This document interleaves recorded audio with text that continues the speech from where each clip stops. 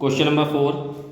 The following information related to contract number 25. Prepare contract account.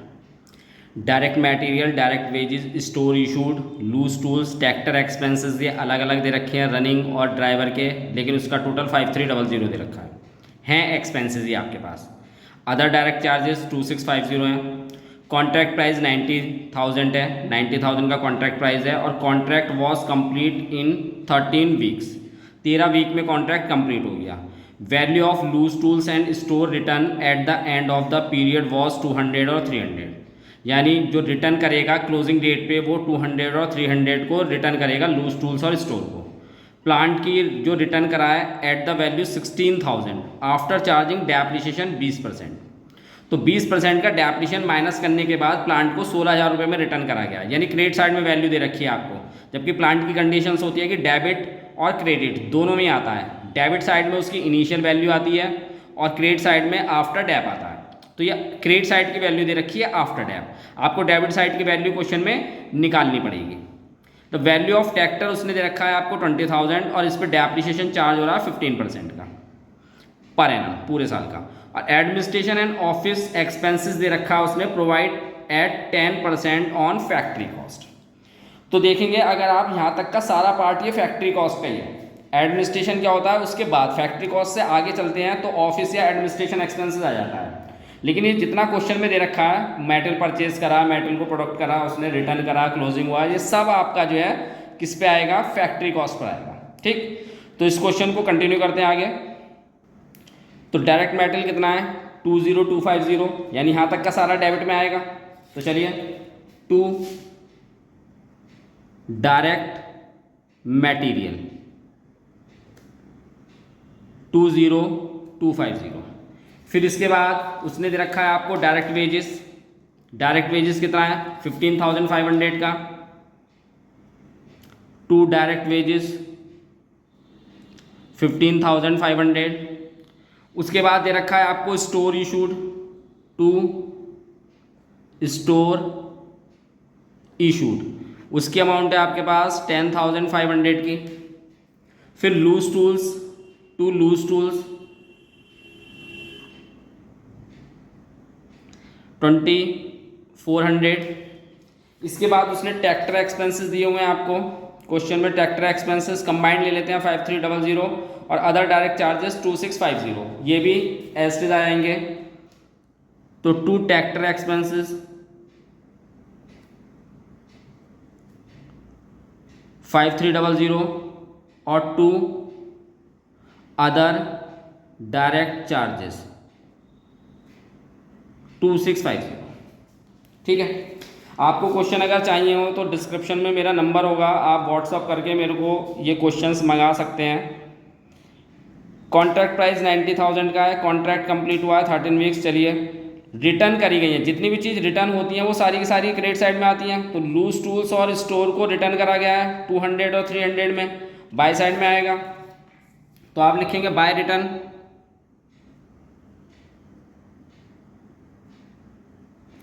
क्या क्या return करा गया है। एक तो करा गया है आपको loose tools, loose tools return करा गया है 200 और जो स्टोर रिटर्न हुआ है वो 300 में हुआ है, तो टोटल 500 हो गया। इसके बाद उसने बच्चों आपको क्या दे रखा है, प्लांट की वैल्यू दे रखी है और वो भी क्या, आफ्टर चार्जिंग डेप्रिसिएशन 20%, कितना 16,000 है। अब 20% डेप्रिसिएशन माइनस होने के बाद ये वैल्यू 16,000 आ रही है। ठीक है, तो 20% अगर किसी पे वैल्यू माइनस हो जाती है तो वो वैल्यू कितने परसेंट की रह जाती है, 100 में से अगर आप 20% सब्ट्रैक्ट कर देंगे तो कितनी परसेंट हो गई, 80%। तो ये 80% वैल्यू है और आपको निकालनी कितनी है, 100%। तो प्लांट पता है आपको कि टू साइड में इनिशियल वैल्यू आती है, तो प्लांट आपके पास आफ्टर चार्ज डेप्रिसिएशन दे रखा है 16,000 का, ये 20% लेस है, हमें कितने परसेंट निकालना है, 100%, और 20% लेस है यानी 80% वैल्यू है। ये बात आ गई समझ में। ये 20,000 का आपके पास प्लांट आ जाएगा और आफ्टर डेप प्लांट इधर लेते ही लेते हैं, और वो कितना दे रखा है आपको 16,000 का। अब आप देख लो 20,000 है, 20,000 पे 20% का डैप कितना हो गया 4,000, 20,000 में से 4,000 माइनस करेंगे तो 16,000 आएगा। तो आपके पास वैल्यू भी निकालनी है तो ऐसी निकालनी है कि क्लोजिंग वैल्यू भी आनी चाहिए आपके पास। अब उसके बाद एक चीज़ और दे रखी है उसने, आपको क्या दे रखा है, ट्रैक्टर। इसके ऊपर डेप्रिसिएशन है, 20,000 रुपये का ट्रैक्टर है, 15% डेप्रिसिएशन है पूरे साल का, लेकिन कॉन्ट्रैक्ट चला है 13 वीक्स। तो आप क्या निकालेंगे, टू डैप ऑन ट्रैक्टर। 20,000 का ट्रैक्टर है, 15% का डेप्रिसिएशन है, लेकिन कॉन्ट्रैक्ट चला है 13 वीक्स, तो 13/52, क्योंकि टोटल वीक 52 होते हैं तो 52 से डिवाइड करेंगे। मंथ्स होते हैं तो 12 से डिवाइड करते हैं, डेज होते हैं तो डेज से डिवाइड करेंगे। तो ये आएगा टोटल आपके पास 750। ठीक है, अब आपको करना क्या है, वैसे हम यहाँ पे कॉन्ट्रैक्ट प्राइस डाल देते हैं, अगर बाय साइड में कॉन्ट्रैक्ट प्राइस डाल देंगे तो क्या होगा, प्रॉफिट आ जाएगा। लेकिन हमें क्या निकालना है, फैक्ट्री कॉस्ट। तो फैक्ट्री कॉस्ट के लिए क्या करेंगे, इस पूरे का टोटल कर लेंगे और इस तरफ जो बैलेंस बचेगा वो बचेगा आपका फैक्ट्री कॉस्ट, वर्क कॉस्ट या आपके पास टोटल कॉस्ट। ठीक, तो इधर का जो टोटल आएगा आपके पास वो आएगा 77,350। ठीक, इसमें से आप ये माइनस करेंगे 16,500, तो आपके पास बैलेंस बचेगा फैक्ट्री कॉस्ट, और ये बैलेंस है आपके पास कितने का, 60,850। ये आ गया आपके पास, क्योंकि क्लोज करके फैक्ट्री कॉस्ट निकालिए, वैसे आपको वर्किंग करनी पड़ती है अलग से, तो हमने इसलिए अकाउंट में ही निकाल दी। अब जब आपको पता है कि एक अकाउंट से किसी दूसरी अकाउंट में बैलेंस ट्रांसफर करते हैं तो वो कैसे जाते हैं, क्रॉस, यानी इधर बैलेंस है तो वो इस तरफ जाएगा और इधर है तो इधर जाएगा। तो इसको हम अगले अकाउंट में ट्रांसफर करते हैं तो ये इस तरफ आएगा, टू फैक्ट्री कॉस्ट 60,850। अब उसने आगे क्या कहा था, उसने कहा था आपसे कि एडमिनिस्ट्रेशन एंड ऑफिस एक्सपेंसेस आपका 10% है किस पे, फैक्ट्री कॉस्ट पे। तो आपको क्या लेना है, टू एडमिनिस्ट्रेशन या ऑफिस एक्सपेंसेस, किसका 10%, इसका 60,850 का 10%, 6085 कॉस्ट आ गई आपके पास। अब आपके पास क्या रह गया, कॉन्ट्रैक्ट प्राइस। कॉन्ट्रैक्ट प्राइस कितना था आपके पास, 90,000 का, ये क्रेडिट साइड में आ जाएगा। तो बाय कॉन्ट्रैक्ट प्राइस ये आएगा आपके पास 90,000 का। आप कर लेंगे टोटल दोनों साइड का, तो 90,000 टी ग्रेटर आएगा आपके पास,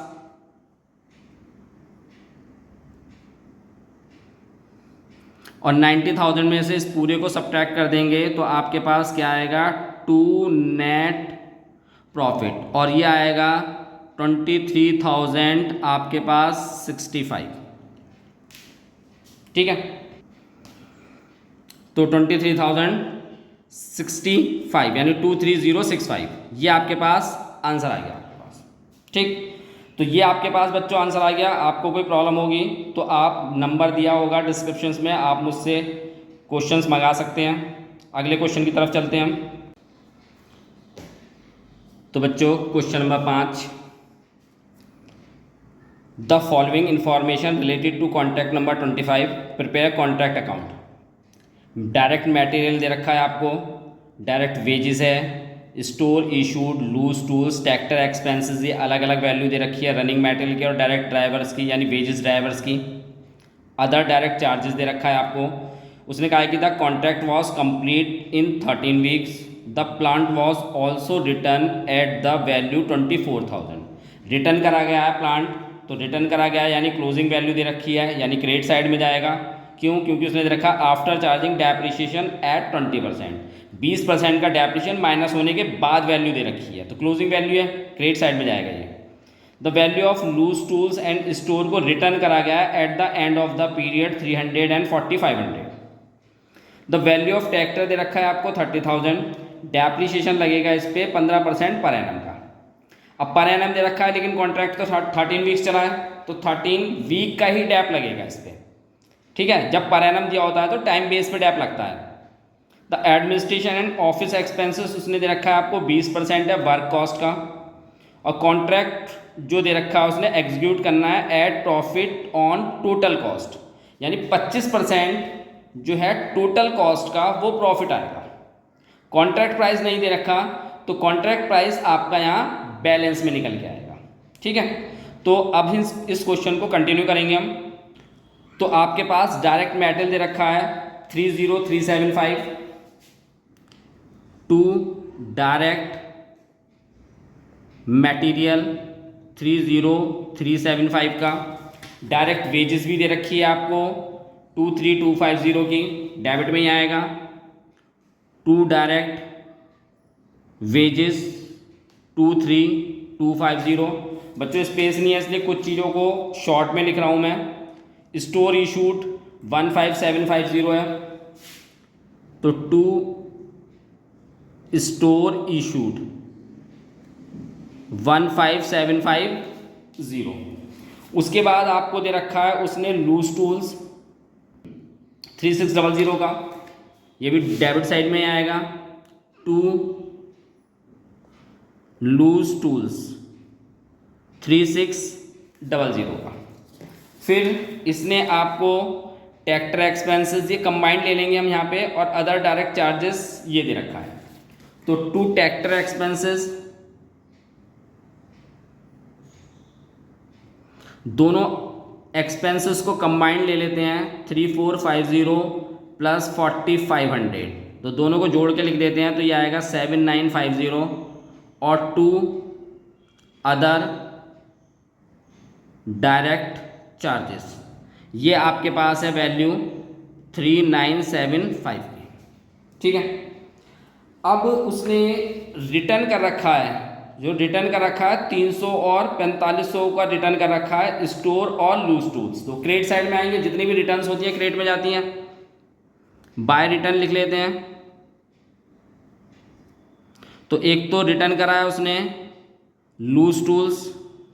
लूज टूल्स बच्चों जो रिटर्न हुआ है वो 300 का हुआ है, और जो स्टोर को रिटर्न कर रहा है वो 4500 का हो रखा है, तो 4800 आएगा। उसके बाद इसने प्लांट की क्लोजिंग वैल्यू दे रखी थी आपको 24,000 आफ्टर चार्जिंग डेप्रिसिएशन है, तो क्रेडिट साइड में जाएगा, आपको पता है। बाय प्लांट 24,000, लेकिन जो प्लांट होता है उसकी इनिशियल वैल्यू भी आती है, स्टार्टिंग की वैल्यू भी लेनी पड़ती है हमें उसके। ठीक, तो अब ये तो उसने 20% का डेप्रिसिएशन माइनस करके दे रखा है, तो हमें प्लांट की स्टार्टिंग वैल्यू लेनी है, यानी बिफोर डेप्रिसिएशन। तो 24,000 है, और हमें ये 100% चाहिए, और ये है कितने परसेंट वैल्यू? 20% लेस, तो कितने परसेंट हो गई? 80%। तो ये हो गया आपके पास 30,000। उसके बाद उसने एक अदर एसेट्स और दे रखी है ट्रैक्टर। ट्रैक्टर दे रखा है 30,000 रुपये, और इस पर डेप्रिसिएशन 15% पर एनम लग रहा है, लेकिन हमारा जो कॉन्ट्रैक्ट चल रहा है वो 13 वीक्स का चल रहा है। तो टू डैप ऑन ट्रैक्टर,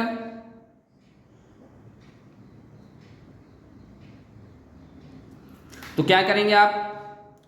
30,000 का प्राइस है, आपको 15% दे रखा है, हमें निकालना है 13 वीक्स के लिए।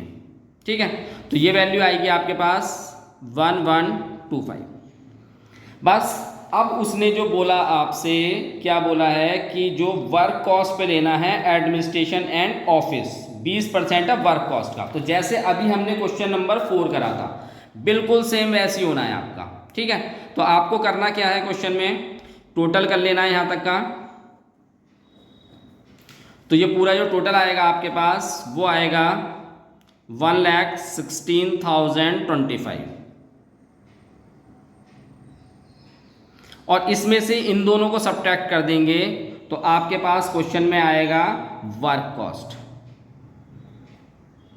जैसे पिछले वाले में फैक्ट्री कॉस्ट वर्क कॉस्ट एक ही चीज़ होती है, तो ये बैलेंस आ जाएगा आपका, और ये आया आपके पास 87,225। ठीक है, अब इसको हमें आगे लेके जाना है, यानी अगले अकाउंट में ट्रांसफ़र करना है, क्योंकि ये वाला अकाउंट तो यहाँ पे क्लोज कर दिया, तो इसको फिर नीचे लेके जाएंगे तो क्रॉस ट्रांसफ़र होता है, आपको पता है। तो ये वैल्यू आएगी यहाँ पे टू वर्क कॉस्ट, ये वाली वैल्यू आप यहाँ पे लेके आएंगे 87,225। अब उसने क्या बोला आपसे कि जो एडमिनिस्ट्रेशन एंड ऑफिस एक्सपेंसेस है वो 20% है वर्क कॉस्ट का, तो आप निकाल लेंगे यहाँ पे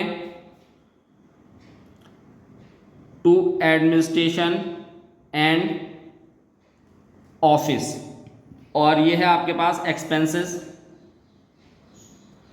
तो इसका 20% 87,225 और इसका आपको लेना है 20%, तो ये आएगा आपके पास 17,445।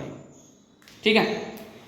अब उसने बच्चों कॉन्ट्रैक्ट प्राइस नहीं दे रखा, पिछले क्वेश्चन में जैसे कॉन्ट्रैक्ट प्राइस दे रखा था, यहाँ पे उसने कॉन्ट्रैक्ट प्राइस नहीं दिया हुआ है, तो यहाँ पे उसने क्या क्या रखा है आपसे 25% लेना है टोटल कॉस्ट का, क्या प्रॉफिट। तो आपको करना क्या, ये टोटल कॉस्ट है आपकी, तो टू नेट प्रॉफिट, तो इन दोनों को जोड़ लेंगे, ये है आपकी टोटल कॉस्ट, तो इन दोनों को जोड़ के आपके पास आएगा 104,670 और इसका निकालेंगे आप 25%। इन दोनों को ऐड करके बच्चों हमने ये ले लिया, तो क्योंकि उसने कहा टोटल कॉस्ट, तो टोटल कॉस्ट तो यही हो गई आपकी, क्योंकि ऊपर वाले अकाउंट से तो वर्क कॉस्ट निकाली थी और एडमिनिस्ट्रेशन एक्सपेंसेस ये आ गया, तो दोनों मिलकर टोटल कॉस्ट हो गई। इन दोनों का 25%, ये आएगा आपका प्रॉफिट, तो ये आ जाएगा आपके पास 26,168। ठीक है।